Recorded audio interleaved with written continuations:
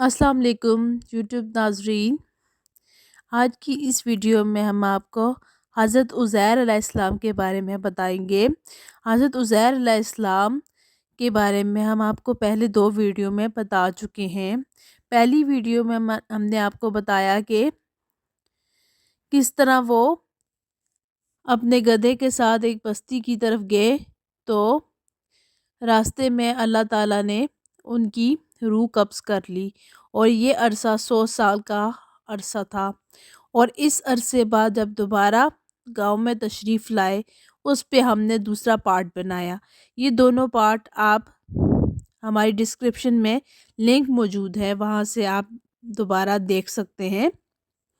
तो हम अपनी आज की इस वीडियो में आगे बढ़ते हैं।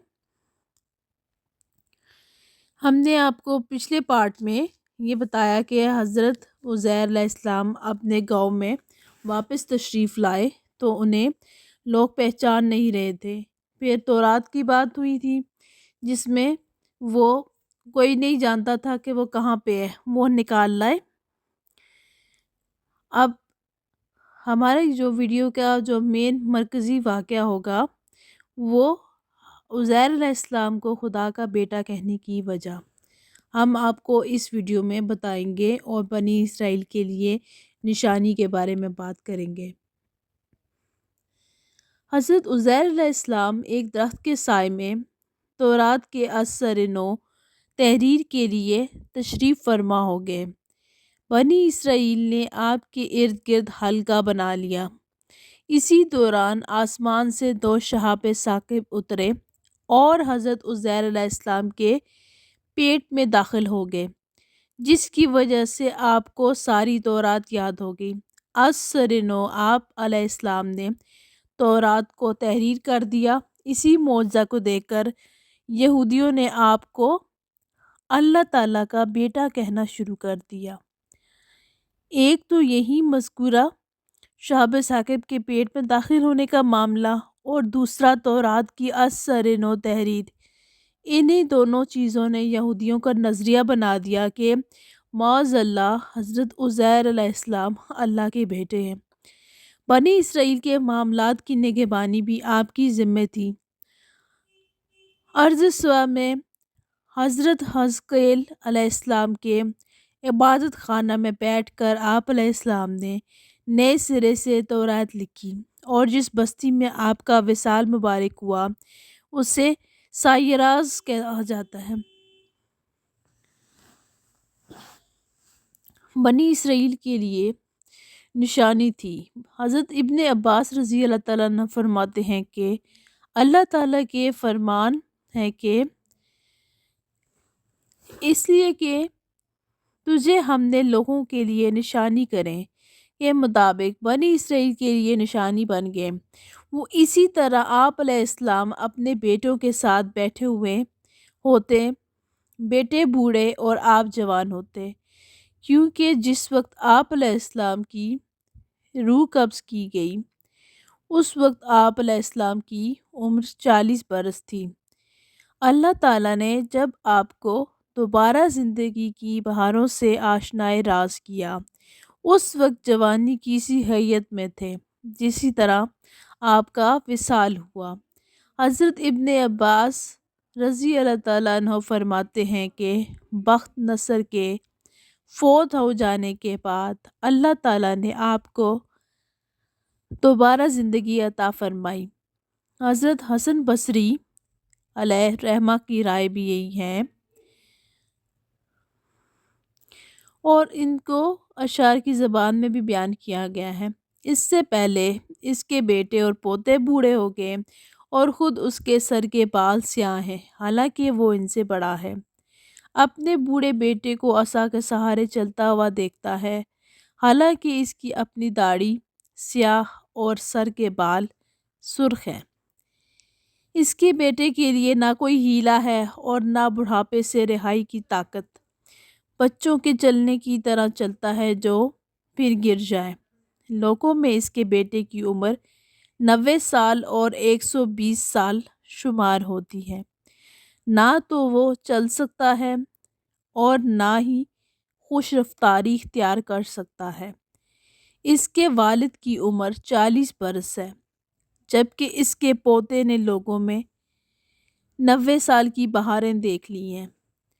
اگر تو جانتا ہے تو یہ عقل خانے میں بیٹھنے والی بات نہیں، اور اگر نہیں جانتا تو جہالت کی بنا پر تو معذور ہے۔ حضرت عزیر علیہ السلام اللہ کے نبی تھے۔ مشہور یہی ہے کہ حضرت عزیر علیہ السلام کے انبیاء کرام میں سے اللہ تعالیٰ کے ایک نبی تھے، اور آپ کا زمانہ حضرت سلیمان بن داؤد علیہ السلام اور حضرت زکریا اور یحییٰ علیہ السلام کے درمیان کا زمانہ ہے، جب بنی اسرائیل میں کوئی ایک شخص بھی باقی نہ رہا جسے تورات یاد ہو، تو اللہ تعالیٰ بذریعہ الہام تورات حضرت عزیر علیہ السلام کو یاد کراتی۔ حضرت عزیر علیہ السلام نے تورات کو بنی اسرائیل کے سامنے بیان کر دیا، جیسا کہ حضرت وہب بن منبع رضی اللہ تعالیٰ عنہ فرماتے ہیں، اللہ تعالیٰ نے ایک فرشتے کو حکم دیا، وہ نور کی سی رسی اور رفتار کے ساتھ حاضر ہوا۔ اس نے تورات حضرت عزیر علیہ السلام کے قلب اطہر میں منتقل کر دی۔ حضرت عزیر علیہ السلام نے حرف بہ حرف تورات لکھ دی اور اس ذمہ داری سے سبکدوش ہو گئے۔ ابن عساکر علیہ حضرت ابن عباس سے روایت کرتے ہیں کہ انہوں نے حضرت عبداللہ بن سلام رضی اللہ تعالیٰ عنہ سے اللہ تعالیٰ کے قول کا مطلب پوچھا، یعنی یہودی بولے عزیر اللہ کا بیٹا ہے کا مطلب پوچھا کہ کس لیے یہودی ایسا کہتے ہیں۔ ابن سلام رضی اللہ تعالیٰ عنہ نے فرمایا کہ ان کے سوا بنی اسرائیل کے لیے تورات لکھنے والا کوئی نہ تھا جس سے کہ تورات زبانی یاد ہو۔ بنی اسرائیل کا کہنا تھا کہ حضرت موسیٰ علیہ السلام میں بھی یہ استطاعت نہ تھی کہ وہ کتاب کے بغیر تورات کو بیان کر دیتے، یہ فقط عزیر علیہ السلام ہی ہیں جنہوں نے بغیر کتاب کے تورات کو بیان کر دیا۔ بنی اسرائیل میں سے ایک گروہ نے اسی بنیاد پر کہا کہ عزیر اللہ کے بیٹے ہیں۔ اس لیے اکثر علماء کہتے ہیں کہ تورات کا تواتر حضرت عزیر علیہ السلام کے زمانے میں منقطع ہو چکا تھا۔ یہ بڑا عمدہ خیال ہے کہ حضرت عزیر نبی نہیں ہے، جیسا کہ عطا بن رہا اور حضرت حسن بصری کا قول ہے، اور اسی طرح انہوں نے عثمان بن عطل خراسانی نے اپنے والد سے روایت کی ہے کہ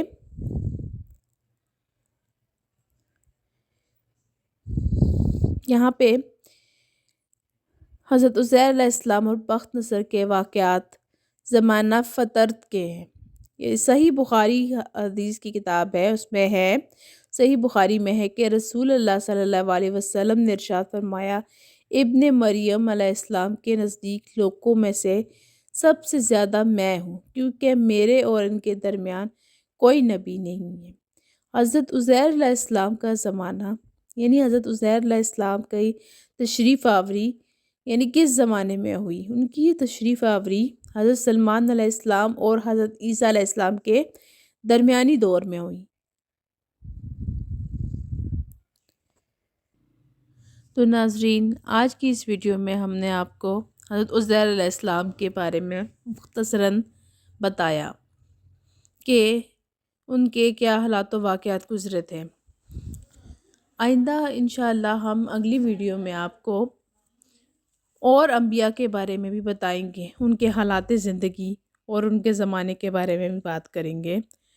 ویڈیو اگر آپ کو اچھی لگی ہو تو اس ویڈیو کو لائک کر لیں اور کمنٹ سیکشن میں بھی اپنی رائے سے آگاہ کر دیں، اور بر وقت نوٹیفیکیشن کے لیے بیل آئیکن کو پریس کر دیں اور ہمارے چینل کو سبسکرائب کر دیں۔ شکریہ۔ اللہ حافظ۔